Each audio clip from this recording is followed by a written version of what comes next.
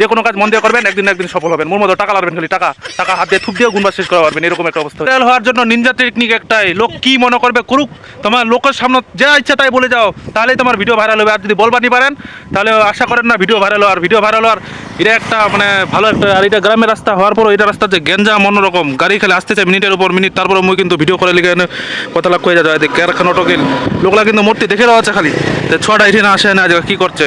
তো এইটা আর কি, ভিডিও যদি ফরিউড লিবা চান, ভাইরাল যদি হবা চান, লোক যা ইচ্ছা তাই মনে করুক, কয়ে যাক কি করছে, ছটা পাগলা হয়েছে না কি হয়েছে, টিকটকার করছে না কি করছে, তোমার মতো করে ভিডিও করে যাবেন। 1 মিনিটও রাস্তা কিন্তু ফাঁকা নেই, তারপরে কিন্তু মুই কিন্তু বলে যাচ্ছ।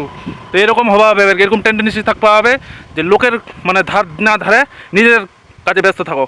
যে কোনো কাজ মন দিয়ে করবেন, একদিন না একদিন সফল হবেন। মোর মতো টাকা লাগবেন, খালি টাকা টাকা হাত দিয়ে থুপ দিয়ে গুনবার শেষ করা পারবেন, এরকম একটা অবস্থা হয়ে যাবে।